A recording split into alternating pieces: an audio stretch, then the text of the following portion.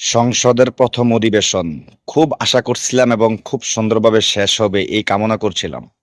But এনসিপির আহ্বায়ক নাহিদ ভাই স্পিকারকে আহ্বান করেছিলেন স্বৈরাচারের রাষ্ট্রপতি যেন ভাষণ না দেয়।